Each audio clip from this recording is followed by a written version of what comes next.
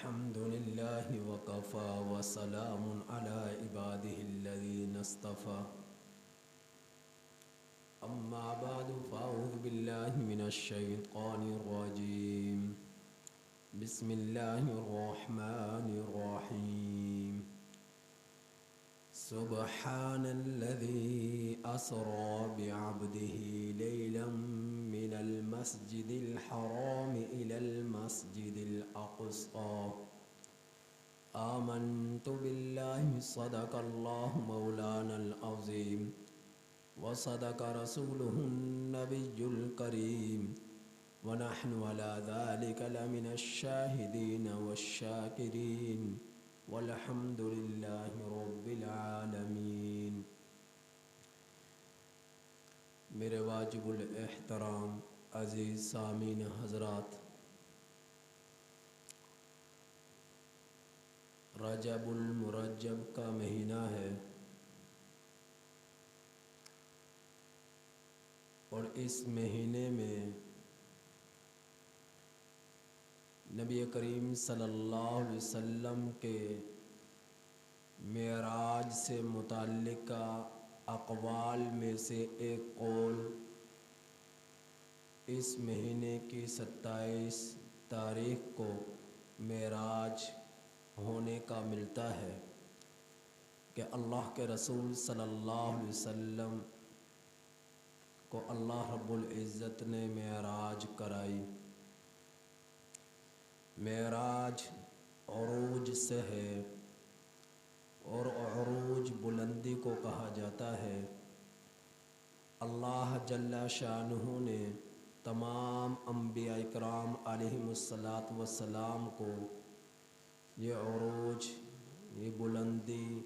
عطا فرمائی ہے، معراج عطا فرمائی ہے تمام انبیاء اکرام علیہم السلام، لیکن نبی کریم صلی اللہ علیہ وسلم کو سب سے زیادہ معراج کرائی، یعنی سب سے زیادہ عروج عطا فرمایا، بلندی عطا فرمائی، اتنا عروج عطا فرمایا کہ جتنا کہ کسی اور نبی کو نہ مل سکا۔ نبی کریم صلی اللہ علیہ وسلم میں یہ معراج کا واقعہ پیش آیا۔ نبوت مل جانے کے 10ویں سال یعنی 10 نبوی میں نبی کریم صلی اللہ علیہ وسلم کو معراج ہوا اور یہ عظیم الشان واقعہ پیش آیا نبوت مل جانے کے 10 سال بعد۔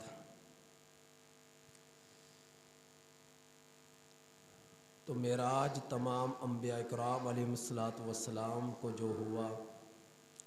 بطور امتحان کے ہوا،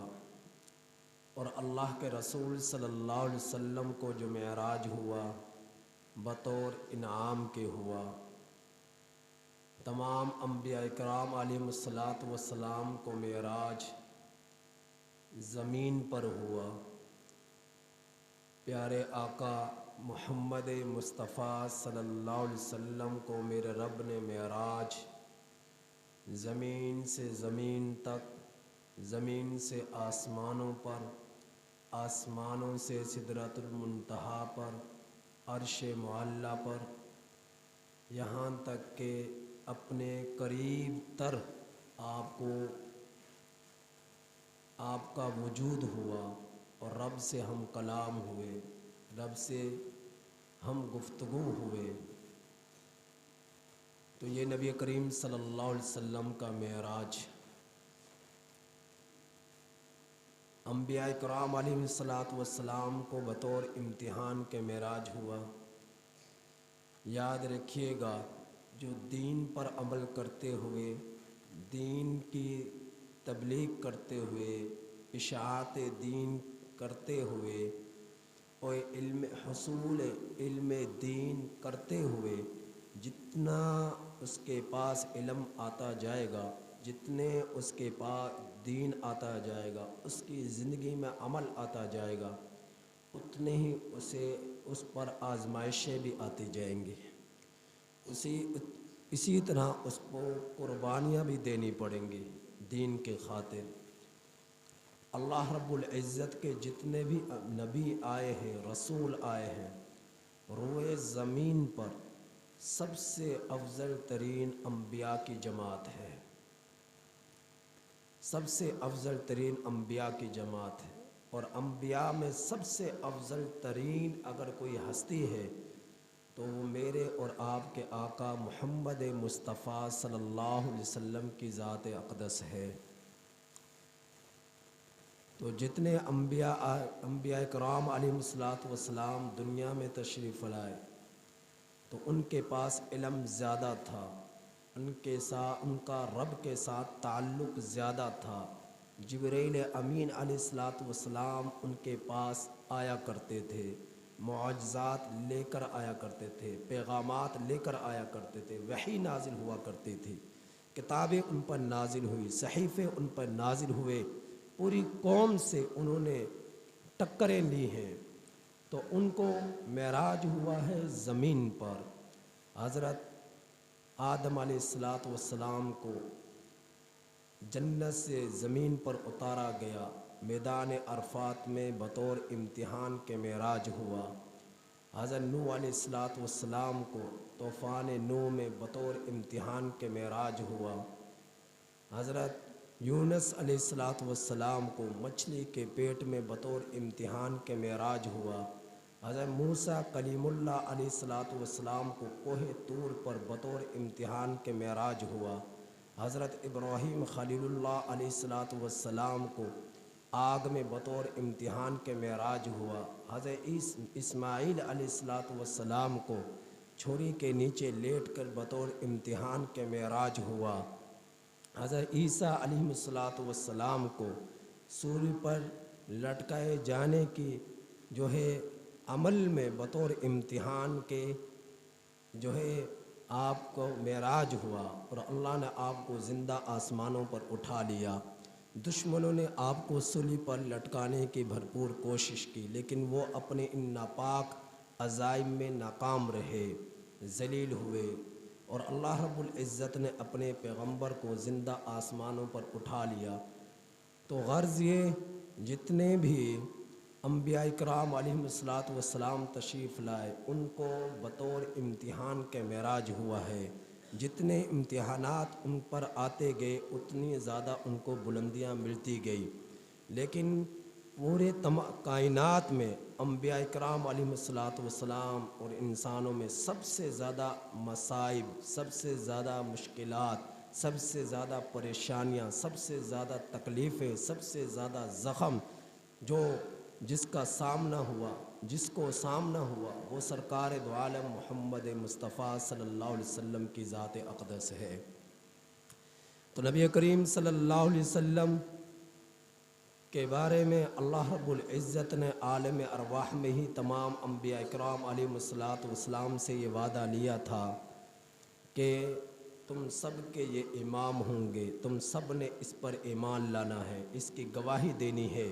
وَإِذْ أَخَذَ اللَّهُ مِيثَاقَ النَّبِيِّينَ لَمَا آتَيْتُكُم مِّن كِتَابٍ وَحِكْمَةٍ ثُمَّ جَاءَكُمْ رَسُولٌ مُّصَدِّقٌ لِّمَا مَعَكُمْ لَتُؤْمِنُنَّ بِهِ وَلَتَنصُرُنَّهُ۔ تو تمہاری موجودگی میں آ جائیں تو اس کی مدد بھی کرنی ہے، نصرت بھی کرنی ہے، اس پر ایمان بھی لانا ہے، اس کی رسالت کی گواہی بھی دینی ہے۔ تو اللہ رب العزت نے اس کو معراج کے موقع پر عملی طور پر اس کو اللہ نے کر دکھایا۔ معراج کے لیے جب آپ تشریف لے گئے بیت القدس میں تو وہاں تمام انبیاء کی جماعت کرائی، آپ امام بنے تو اللہ رب العزت نے آپ کو امام بنایا تمام انبیاء کرام علیہم السلام کا۔ تو تمام نبیوں میں سب سے زیادہ مشکلات اور تکلیفیں نبی کریم صلی اللہ علیہ وسلم کو ہوئی ہیں۔ نبی کریم صلی اللہ علیہ وسلم ابھی دنیا میں تشریف نہیں لائے تھے کہ آپ کے ابا دنیا میں موجود نہ تھے، آپ ابھی 6 سال کے ہوئے تھے، آپ کی اماں حضرت آمنہ علیہ السلام دنیا سے رخصت ہو گئی، ایک بچہ ہے 6 سال کا، ماں تھی وہ بھی چل بسی، آپ 8 سال کے ہوئے، آپ کے چچا ابو طالب دنیا سے رخصت ہوئے، اگرچہ کفر ہی میں مرے، ایمان پر موت نہ آئی، لیکن چونکہ بھتیجے سے تعلق تھا، نبی کے ساتھ تعلق تھا، اور نبی کے لیے مدد اور نصرت تھی، نبی کے لیے آپ کے چچا ڈھال تھے، تو نبی سے محبت تھی، محمد سے احمد سے محبت تھی، تعلق تھا، تو بڑا سہارا تھا، نبی کریم صلی اللہ علیہ وسلم کو حوصلہ تھا چچا کا، چچا بھی چلے گئے، جب 10 سال گزرے، نبوت کو 10 سال گزرے، تو اس 10 سال نبوت میں جانے سے پہلے آپ کی بیوی حضرت ختیجۃ الکبریٰ رضی اللہ تعالیٰ نبوت میں جانے کے 10ویں سال میں دنیا سے رخصت ہوئی۔ آپ کے لیے آپ کی اس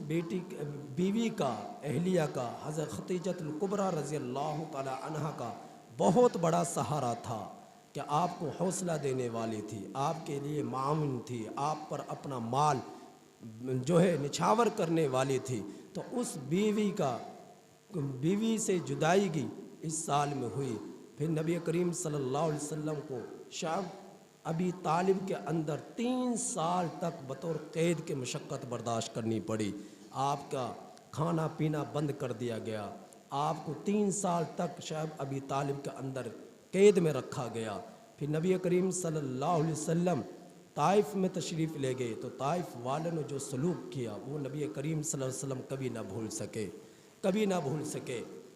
حضرت عائشہ رضی اللہ تعالی عنہ فرماتی ہیں کہ میں نے نبی سے پوچھا، اے اللہ کے رسول صلی اللہ علیہ وسلم، آپ کو زندگی میں سب سے زیادہ مشکلات کا سامنا کب کرنا پڑا؟ نبی کریم صلی اللہ علیہ وسلم نے ارشاد فرمایا، عائشہ میں طائف کے سفر کو نہیں بھول سکتا، میں طائف میں گیا اللہ کے ساتھ لوگ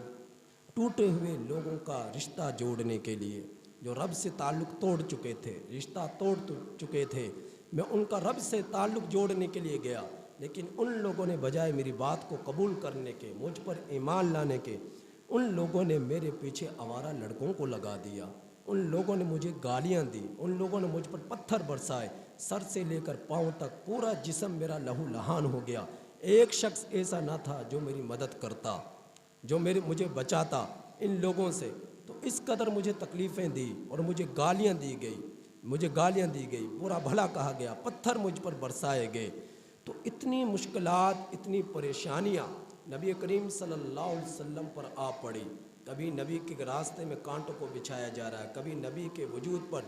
جو ہے سجدے کی حالت میں جو ہے اوجھڑی کو ڈالا جا رہا ہے، تو نبی کریم صلی اللہ علیہ وسلم اتنے غمگین ہوئے، پریشان ہوئے، تو اللہ رب العزت نے آپ صلی اللہ علیہ وسلم کو معراج کی سعادت نصیب فرمائی کہ میں اپنے حبیب کو، اپنے محبوب کو ذرا اپنے پاس بلاؤں، آسمان والوں کو دکھاؤں، فرشتوں کو دکھاؤں، جو ہے جنات کو دکھاؤں، انسانوں کو دکھاؤں کہ جس نبی کو تمہاری طرف بھیجا گیا کہ اس کا مقام کیا ہے، اس کی عظمت کیا ہے، اس کی رفعتیں کیا ہیں، میں ذرا ان کو بتلاؤں دنیا والوں کو۔ تو نبی کریم صلی اللہ علیہ وسلم کو میرا رب جو ہے سبحان الذی اسری بعبدہ لیلا من المسجد الحرام الی المسجد الاقصی، جو نبی کبھی مکہ سے نہ نکلا، وہ نبی چند گھڑیوں میں، چند سیکنڈوں میں، ایک ہی رات میں جو ہے زمین سے آسمانوں کی بلندیوں پر گیا، سدرۃ المنتہا پر گیا، بیت القدس میں گیا، اور پھر عرش معلی پر پہنچا، اور رب سے پھر ہم کلام ہوئے، فرشتوں کی زیارتیں ہو رہی ہیں، نبیوں کی زیارتیں ہو رہی ہیں، ملاقاتیں ہو رہی ہیں، جنت کو دکھایا گیا، جہنم کو دکھایا گیا، نماز کا تحفہ لے کر نبی کریم صلی اللہ علیہ وسلم وہاں سے تشریف لا رہے۔ تو نبی کریم صلی اللہ علیہ وسلم کو جب معراج میرے رب نے کرایا، بلندیوں پر جب میرا رب لے کر گیا، عروج پر جب میرا رب لے کر گیا، تو نبی کریم صلی اللہ علیہ وسلم جو غم زدہ تھے، پریشان حال تھے، غمگین تھے، تو آپ صلی اللہ علیہ وسلم کے وہ غم دھل گئے، تکلیف دھل گئی، نبی کریم صلی اللہ علیہ وسلم کی جو دنیا کے اندر دنیا والوں نے نبی کو پہنچائی، جو تکلیفیں پہنچائی، پریشانیاں پہنچائی، غم پہنچائے، اور جو اپنوں کی جدائیگیاں ہوئیں، تو نبی کریم صلی اللہ علیہ وسلم کے وہ غم دھلے، آپ کو جو ہے دل میں حوصلہ ہوا، اللہ کی زیارت کر کر، رب سے ملاقات کر کر، جنت کو دیکھ کر، اور انبیاء کی جماعت سے ملاقاتیں کر کر، تو نبی کریم صلی اللہ علیہ وسلم کو بے شمار معجزات ملے۔ یہ معراج کا جو ہے معجزہ نبی کریم صلی اللہ علیہ وسلم کا سب سے بڑا اور نمایاں معجزہ ہے۔ معراج کے واقعے کا پیش آنا سب سے بڑا اور نمایاں معجزہ ہے، اور یہ معجزہ سوائے نبی کریم صلی اللہ علیہ وسلم کے کسی اور کو نہ مل سکا۔ یہ اعزاز سوائے نبی کریم صلی اللہ علیہ وسلم کو کسی اور کو نہ مل سکا۔ نبی کریم صلی اللہ علیہ وسلم کو تمام انبیاء اکرام علیہم الصلوۃ میں سب سے زیادہ معجزات ملے ہیں۔ علماء اکرام نے تعداد بتلائی ہے، تقریباً 3,500 کے قریب معجزات نبی کریم صلی اللہ علیہ وسلم کو ملے ہیں۔ آپ صلی اللہ علیہ وسلم کے ہاتھوں کے معجزات، آنکھوں کے معجزات، آپ صلی اللہ علیہ وسلم کی زبان کے معجزات، انگلیوں کے معجزات، آپ کے قدمین کے معجزات، نبی کے لعاب دہن کا معجزہ، نبی کے کریم صلی اللہ علیہ وسلم کے تھوک کا معجزہ، تو نبی کریم صلی اللہ علیہ وسلم کی سواری کا معجزہ، تو آپ صلی اللہ علیہ وسلم کو بے شمار معجزات ملے۔ اور جو معجزات ملتے ہیں انبیاء کرام علیہ الصلوۃ والسلام کو، یہ ان کے اپنے ذاتی کوئی فعل نہیں ہوتا، یہ اللہ رب العزت کی طرف سے ہوتا ہے۔ نبی کے ہاتھ سے وہ اس کا اظہار ہوتا ہے اور اللہ کے حکم سے ہوتا ہے۔ بسا اوقات ایسا ہوتا ہے کہ نبی کو بھی نہیں پتہ ہوتا کہ مجھے معجزہ ملا ہوا ہے، یا اللہ مجھے معجزہ، میرے ہاتھ سے یہ معجزہ ظاہر ہو رہا ہے، نبی کو بھی نہیں پتہ چلتا، اور بسا اوقات پتہ چل جاتا ہے تو یہ اس کے پیچھے اللہ رب العزت کی ذات ہے۔ اللہ رب العزت کے حکم سے اس معجزے کا ظہور ہوتا ہے۔ نبی اپنے خود ذات سے، اپنی قوت سے کسی معجزے کو ظاہر نہیں کر سکتا، اللہ کے حکم سے کرتا ہے۔ جو بھی کچھ کرتا ہے اللہ کے حکم سے کرتا ہے۔ تو حضرت موسیٰ علیہ السلام کے ہاتھ میں عصا ہے۔ میرے رب نے فرمایا اے موسیٰ تیرے ہاتھ میں کیا ہے؟ فرمان لگے یا اللہ یہ لاٹھی ہے، اس سے میں پتے جھاڑتا ہوں، بکریوں کو چراتا ہوں، اور جو تکلیف دہ چیز سے اپنی حفاظت کرتا ہوں۔ اللہ تعالیٰ سے باتیں کرا، فرمایا کہ اسے ذرا زمین پر ڈال۔ حضرت موسیٰ علیہ السلام نے اس عصا کو، اس لاٹھی کو زمین پر ڈالا تو ایک بہت بڑا اژدہا بن گیا، بہت بڑا اژدہا بن گیا۔ اب اللہ فرمایا خود اے موسیٰ اس کو پکڑ لے، لا تخف، اور غم خوف نہ کر، اسے پکڑ لے۔ تو حضرت موسیٰ علیہ السلام نے جو ہی اسے پکڑا تو پھر وہ خوف ختم ہو گیا اور دوبارہ وہ پہلی حالت میں لوٹ آیا اور وہ عصا بن گیا۔ تو بسا اوقات نبی کو بھی نہیں پتہ ہوتا میرے ہاتھ سے معجزہ ظاہر ہو رہا ہے، اور اللہ رب العزت نے جتنے انبیاء کرام کو معجزات عطا فرمائے، اور اس زمانے کے اندر بھی بعض لوگ ایسے ہیں، ہر دور میں رہے ہیں، جو نبی کے وجود کے بھی منکر، نبی کے معجزات کے بھی منکر ہوتے ہیں۔ انکار کرنے والوں نے رب کی ذات کا بھی انکار کر دیا۔ تو حضرت نبی کریم صلی اللہ علیہ وسلم کے معجزات کا انکار کرنے والے، آپ سکول اور کالج یونیورسٹیوں کی کتابوں میں ایک تذکرہ سنتے ہیں سر سید احمد خان صاحب کا، تو ان کا تذکرہ سنتے، ان کے نظریات ایسے تھے کہ نبی کے معجزات کا وہ منکر تھے، فرشتوں کا وہ منکر تھا، اور جو ہے جنت کا وہ منکر تھا، جہنم کا وہ منکر تھا۔ ایک مرتبہ تشریف لے جا رہے حضرت جو ہے مولانا قاسم نانوتوی رحمۃ اللہ علیہ نے دیکھا کہ ان کے ہاتھ میں ایک کتا ہے اور وہ آ رہے، حضرت مولانا قاسم نانوتوی رحمۃ اللہ علیہ بھی تشریف لے جا رہے، تو چونکہ وہ موت کے بعد، بعثت بعد الموت کا منکر تھا، جنت جہنم کا منکر تھا، تو حضرت مولانا قاسم نانوتوی رحمۃ اللہ علیہ نے اسے پوچھا کہ کتا تو نے اپنے ساتھ کیوں رکھا ہوا ہے؟ تو اس نے بطور استہزاء کے یہ کہا، سر سید احمد خان نے، انہوں نے بطور استہزاء کے کہا کہ اس لیے رکھا ہے کہ تم یہ کہتے ہو جس گھر میں کتا ہو اس میں رحمت کے فرشتے نازل نہیں ہوتے، اس میں فرشتے نہیں آتے، تو جب تک یہ کتا میرے ساتھ رہے گا فرشتہ میری جان نہیں نکال سکے گا، تو موت کا فرشتہ میرے پاس آ نہیں سکے گا۔ تو حضرت مولانا قاسم نانوتوی رحمۃ اللہ علیہ نے حاضر دماغ کے ساتھ اسے جواب دیا، اس سے کہا کہ اس کتے کی جان کون نکالے گا؟ انہوں نے کہا یہ فرشتہ نکالے گا۔ انہوں نے کہا جو اس کی جان نکالے گا وہ تیری بھی جان نکال لے گا،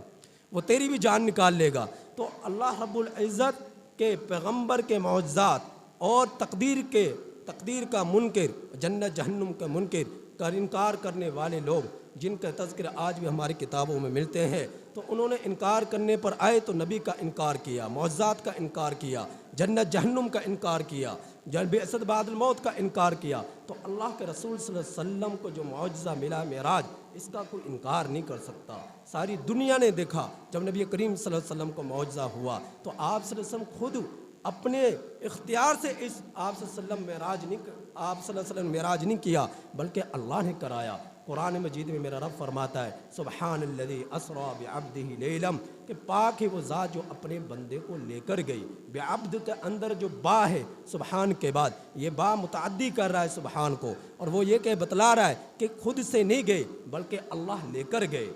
اللہ لے کر گئے. اور اللہ کون ہے؟ سبحان, وہ پاک ہے. سبحان کے بہت سارے معنی کیے ہیں علماء اکرام نے, عیب سے, ہر عیب سے پاک ہے. سبحان کا معنی ایک یہ کیا کہ ہر کمزوری سے پاک ہے. سبحان کا معنی ایک یہ کیا ایسی چیز کا ایسا کام جو کبھی کسی نے نہ دیکھا ہو, اچانک اس کا ظہور ہو جائے, اسے سبحان کہا جاتا ہے. تو اللہ کے جو آپ صلی اللہ علیہ وسلم کو معراج ہوا, آپ سے پہلے ایسا معراج, ایسا عروج, ایسی بلندی کسی اور نبی کو نہ مل سکی جو اللہ کے رسول صلی اللہ علیہ وسلم کو ملی. تو جو ملی تو اسے دینے والا کون ہے, اسے عطا کرنے والا کون ہے؟ سبحان, وہ اللہ کی ذات ہے,